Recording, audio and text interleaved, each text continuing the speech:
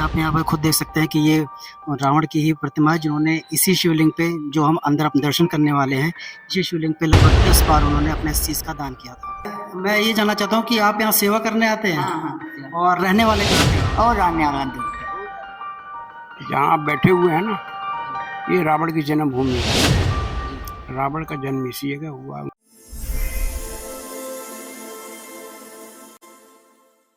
दोस्तों, स्वागत है आपका आपके अपने चैनल MKS प्राइम पे। और आज हम एक नोएडा के अद्भुत से गांव में हैं। गांव का नाम है बिसरक। जी हाँ, ये अद्भुत इसलिए है क्योंकि ये गांव रावण के नाम से जाना जाता है। पौराणिक कथाओं और मान्यताओं के अनुसार से यहीं पर ही रावण का जन्म हुआ है और यहाँ पे उनके पिता विश्वशर्मा जी भी थे। रावण सहित रावण के तीनों भाइयों कुंभकर्ण, विभीषण और कुबेर और उनकी बहन शूर्पणखा का भी जन्म स्थान मनाया जाता है। जी हाँ, जहाँ पूरा देश यहाँ पे तैयारियों में लगा हुआ है दशहरा की, जिसमें रावण दहन की बड़ी बड़ी तैयारियां लोग करते हैं। ये मात्र देश का ऐसा पहला गांव है जहाँ पे ना तो रामलीला बनाई जाती है और ना ही रावण का दहन होता है। तो चलिए दोस्तों, आपको हम पूरे मंदिर के परिसर में लेके चलेंगे और यहाँ से जितनी भी जुड़ी मान्यताएं हैं, पौराणिक और आध्यात्मिक, उन मान्यताओं के बारे में बताएंगे। जी हाँ, हम आपको उसी शिवलिंग की तरफ ले जा रहे हैं जिसकी पूजा स्वयं रावण करते थे। और ये अष्टकोणीय शिवलिंग है और इसको मान्यताओं के हिसाब से ये त्रेता युग से जुड़ा हुआ है और सबसे पुराना शिवलिंगों में से एक है। तो दोस्तों, ये मंदिर के बाहर का परिसर है। आइए मैं आपको दिखाता हूँ। यहाँ पे बहुत सारी प्रतिमाएं हैं और इन प्रतिमाओं के अपने अपने मतलब हैं, अपने अपने मान्यताएं हैं। ये देखिए, आप जैसा कि आप ये देख सकते हैं, ये ब्रह्मा जी की प्रतिमा है। और मैं चाहूंगा कि संदीप थोड़ा सा आप इधर आके दिखाएं। ये महर्षि विश्रवा हैं, जो कि रावण के पिताजी थे, और उनकी माता कैकसी, ये उनकी प्रतिमा है। और जैसे जैसे हम लोग आगे आएंगे, आप यहाँ पर खुद देख सकते हैं कि ये रावण की ही प्रतिमा है, जिन्होंने इसी शिवलिंग पे, जो हम अंदर अपने दर्शन करने वाले हैं, इसी शिवलिंग पे लगभग 10 बार उन्होंने अपने शीश का दान किया था। और मैं संदीप से कहूँगा कि थोड़ा सा आगे आते जाएं और इनके बारे में हम लोग देखते हैं कि कौन कौन सी यहाँ पे प्रतिमाएं और हैं जिसके बारे में हम आपको बता सकें। जी हाँ, ये आप देख सकते हैं कि दशानन रावण की यहाँ पर एक प्रतिमा है जो 10 शीशों के साथ है यहाँ पे। और यहाँ पे ऐसे बहुत सारी प्रतिमाएं हैं, जैसे उनके बताते हैं कि उनके भाई हैं कुबेर, उनकी प्रतिमा है, और उनके छोटे भाई विभीषण, ये उनके विभीषण की प्रतिमा है। और ऐसे ही उनके जितने भी हैं, आप यहाँ पर देख सकते हैं कि कुंभकर्ण, और उसके बाद ये शूर्पणखा, और ये लक्ष्मण जी, जो उनके शूर्पणखा की फोटो आप देख सकते हैं। तो बहुत सारी ऐसी प्रतिमाएं हैं यहाँ पर जो मंदिर और मंदिर के पौराणिक मान्यताओं के बारे में दर्शाती हैं हमें। तो दोस्तों, ये वही अद्भुत शिवलिंग है, चमत्कारिक शिवलिंग है, जिसके बारे में हम आप लोगों से बात कर रहे थे, जिसकी पूजा स्वयं महर्षि विश्रवा और रावण किया करते थे। मैं चाहूँगा कि इसके दर्शन आप लोग अंदर से करें। जी हाँ, ये अष्टकोणीय चमत्कारिक शिवलिंग है, जिसके बारे में हमारे पौराणिक कथाओं और मान्यताओं में आपको मिलेगी। ये रावण स्वयं इनकी पूजा करते थे। और ये अष्टकोणीय इसलिए कहा जाता है क्योंकि आपको मैं चाहूँगा कि एक बार दिखाएं। ये 1 2 3 4 5 6 7 और 8, ये अष्टकोणीय इसलिए कि इसमें 8 भुजाएं हैं और एक आसमान और एक धरती। यानी रावण का जो वर्चस्व था वो 10 दिशाओं में था, और इसलिए वो इनकी पूजा करते थे। दोस्तों, इस शिवलिंग के बारे में एक मान्यता ये भी है, ये वही शिवलिंग है जहाँ महाराज रावण ने, दशानन रावण ने अपने 10 सिर दान किए थे। उन्होंने अपने सिर काट काट के इसी शिवलिंग पे चढ़ाए थे। आप जैसे भी हमारे आप वाल्मीकि रामायण पढ़ेंगे या वेद शास्त्रों में कई जगह आपको इस अद्भुत शिवलिंग के वर्णन मिलते हैं। तो मैं ये जानना चाहता हूँ कि आप यहाँ सेवा करने आते हैं? हाँ। और रहने वाले कहाँ के हो? और आने वाला दूर के उधर गाँव के। तो यहाँ कितने सालों से आते हैं आप? कितना साल से, जब मन आता ही नहीं ना। जब मन निकलता तब आते हैं। हाँ, यहाँ सेवा करके चले जाते हैं। कैसा लगता है आपको यहाँ पर आके? अच्छा लगता है। अच्छा लगता है सेवा? हाँ, ये निस्वार्थ दोस्त, अच्छा लगता है। हाँ, दोस्तों, ये निस्वार्थ सेवा होती है। आप जो कि बड़े बुजुर्गों में आप देखते हैं कि लोग अपने घर से आते हैं, और जैसा कि माता जी बता रही कि जब भी दिल करता है इनका, तब आके ये यहाँ पर मंदिर परिसर के आसपास की सेवा करती हैं। जी, यही हमको हमारी सनातन परंपरा यही सिखाती है, निस्वार्थ सेवा। तो दोस्तों, मेरे पास अभी एक भक्त दिखे यहाँ पर, शिव भक्त कह सकते हैं, जिन्होंने जल अर्पण करा शिवलिंग पे। और इनकी टी शर्ट पे आप जैसा कि देख सकते हैं, विश्वविख्यात गांव का नाम बिसरक इनका लिखा हुआ। तो इनके टी शर्ट से मैंने देखा तो मुझे पता चला कि यहाँ के लोकल ही है। तो मैं आपका नाम जानना चाहूँगा। दीपांशु नाम मुझे।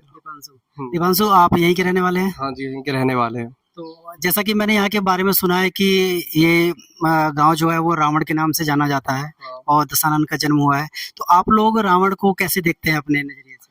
हमारे पूर्वज के तौर पे। आपको गर्व होता है हाँ। कि रावण आपके हाँ, हमें गर्व होता है। मैंने सुना है कि यहाँ पर ना तो कभी रावण का दहन हुआ, ना ही रामलीला होती है। तो क्या ये सत्य है? ये सत्य है। तो दोस्तों आइए हम आपको मिलवाते हैं इस मंदिर परिसर के पुजारी आदरणीय श्री विनय भारद्वाज जी से। आइए उनसे कुछ बातचीत जानते हैं और यहाँ की पौराणिक और मान्यताओं के अनुसार यहाँ पर रावण की, जैसे कि हमने आपको बताया कि ये गांव रावण के गांव के नाम से जाना जाता है। तो आइए इन मान्यताओं के बारे में हम पंडित जी से बात करते हैं। पंडित जी नमस्कार, आपका स्वागत है हमारे चैनल पे एमकेएस प्राइम पे। तो पंडित जी, जैसे कि हम लोग सुनते हैं कि ये गांव जो है रावण के नाम से जाना जाता है, लेकिन हमने अपने कथाओं में या उसमें देखा कि रावण का संबंध हम लंका से देखते हैं। तो और यहाँ पे नोएडा में उनका जन्म हुआ था, जरा इसके बारे में थोड़ा हमें कुछ बताएंगे? जहाँ आप बैठे हुए हैं ना, जी ये रावण की जन्मभूमि है। जी रावण का जन्म इसी जगह हुआ, उनके अन्य भाइयों के भी यहीं हुए, यानी सब पूरे परिवार का जन्म इसी जगह पे हुआ है। लंका तो यहाँ के बाद पहुंचा है। तो पंडित जी, हम ये जानते हैं कि लंका, जब यहाँ से वो लंका गए तो लंका में वो किस माध्यम से गए या कैसे गए यहाँ से, क्योंकि जन्म उनका यहाँ पर हुआ है, तो लंका वो कैसे पहुंचे? लंका पहुंचने का कारण ये है कि पहले जो राक्षस थे ना, वो काफी तपस्या करके वरदान पा करके शक्तिशाली थे और वो वायु मार्ग के द्वारा गए थे। अब जैसे कि लंका से विभीषण को निकाला राम से मिला करके, तो वो भी वायु मार्ग से आया। पंडित जी, जैसा कि मैंने भी इसके बारे में ऐसा हमने सुना है कि रावण के जो पिताजी थे वो ऋषि थे विश्वेश्वरवा, और जब लंका जो थी भगवान शंकर की थी, तो जब लंका का गृह प्रवेश के लिए उन्होंने यहाँ से ही विश्वकर्मा जी को वो लेके गए थे। तो क्या विश्वकर्मा जी ने भगवान महादेव से ही लंका मांगी थी अपने यजमान के तौर पे? इसमें कितनी सत्यता है? जी हाँ, ये सत्य है। ऐसा है, जो गृह प्रवेश का जो विधान है वो अथर्ववेद के अंदर है। वो उस समय अथर्ववेद के सबसे बड़े विद्वान महर्षि विश्वेश्वरवा थे, तो इसलिए भगवान शिव ने उसकी पूजन के लिए विश्वेश्वरवा को आमंत्रित किया था। और जब उन्होंने दक्षिणा देने की बात करी तो उन्होंने लंका ही मांग ली, तो भगवान शिव ने लंका ही दे दी उनको। जब लंका दे दी तो वहाँ का राजा उन्होंने ज्येष्ठ पुत्र कुबेर को बना दिया और समस्त परिवार के साथ यहाँ आ गए, रहने लगे। जब रावण को तपस्या करके काफी वरदान प्राप्त हो गए, ताकतें प्राप्त, शक्तियां प्राप्त हो गई, तो उसने बलपूर्वक लंका छीन ली। जैसे कि दोस्तों आपने देखा कि पंडित जी ने हमें बताया कि जो लंका थी वो महादेव जी की थी, और उसके पूजन और गृह प्रवेश के लिए उन्होंने यहाँ से महर्षि विश्वकर्मा को लेके गए थे, और महर्षि विश्वकर्मा को उन्होंने वो पूजन और गृह प्रवेश के तौर पे पूरी लंका दान में दे दी थी। तो पंडित जी आप ये बताइए कि जैसे वो महर्षि के लड़के थे रावण, तो उनको असुर जाति का क्यों कहा जाता है? क्योंकि रावण की जो माता थी वो असुर थी, तो असुर के कुछ लक्षण उनके अंदर पाए गए, इसलिए असुर में गिनती की गई उनकी। लेकिन हालांकि रावण एक ब्राह्मण था, रावण असुर नहीं था। देखिए, आप आज भी देखें, किसी की लड़की की शादी किसी पुरुष से होती है तो लड़की का गोत्र खत्म होकर के पुरुष के गोत्र में शामिल हो जाता है। तो जब इस नियम को अगर देखें तो वो कैसे राक्षस नहीं होता है, लेकिन लोगों के मत है कि वो राक्षस था। उसके अंदर ऐसे कोई भी गुण नहीं पाए गए जो राक्षसी गुण हो। कहीं उसने मांस खाने के वर्णन हो, ऐसा कहीं नहीं मिला। मदिरा पीने के वर्णन हो, ऐसा कहीं नहीं मिला। वो तो हर वक्त भगवान शिव से अपनी मुक्ति की मांग करता रहा।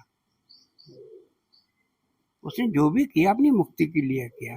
ये पूरा मंदिर का परिसर है, जैसे आप लोग देख सकते हैं, काफी देवी देवताओं की यहाँ पर प्रतिमाएं हैं, और जैसे जैसे हम लोग भी जाएंगे सभी इसके बारे में आपको बताते जाएंगे। ये देखिए, ये शनिदेव का मंदिर है यहाँ पे, और भी यहाँ पे हमारे बगल में जो प्राचीन शिव मंदिर है वो बहुत सारी प्रतिमाएं देवी देवताओं की हैं। मैं चाहूँगा कि एक बार अंदर से आके आप लोग सब लोग दर्शन करें, मैं उनके बारे में आपको बताते जाऊँगा धीरे धीरे करके। जी, जी हाँ, हम आ चुके हैं प्राचीन गौरी शंकर मंदिर की तरफ। और मैं बताना चाहूँगा आप लोगों को कि यहाँ पर आप जो सीधे मेरे शिवलिंग देख रहे हैं, उसके सामने जो मूर्ति है वो ऋषि वशिष्ठवा की है, जो रावण के पिताजी थे। और बगल में ही शंकर भगवान की भी प्रतिमा है।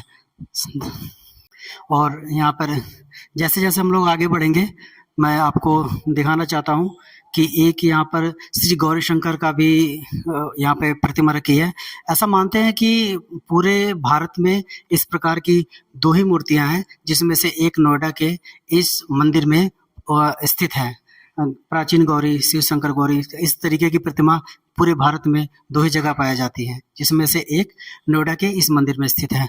और उसके आगे यहाँ पर ये लक्ष्मी नारायण जी की प्रतिमा है। और हम थोड़ा सा आगे बढ़ेंगे तो आपको दिखाते हैं कि यहाँ पर कुबेर जी की भी यहाँ पर प्रतिमा है, भगवान कुबेर जी की, जो रावण के बड़े भाई थे, उनकी भी प्रतिमा आप देख सकते हैं। जी हाँ, जैसा पंडित जी ने बताया था कि ये पहले जो लंका है वो कुबेर को ही दी थी महर्षि विश्रवा ने, उसके बाद रावण ने उनसे बलपूर्वक ले लिया था। जी हाँ, वही कुबेर जी हैं ये, जो उनके बड़े भाई हैं।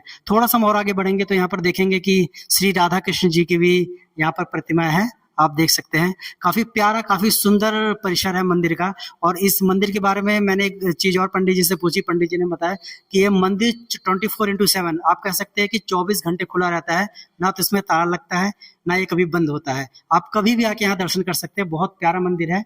और आगे यहाँ पर हमारे बाबा राम जी हैं, जो काफी मान्यता है इनके बारे में, लोग काफी मात्रा में इनकी पूजा पाठ करते हैं।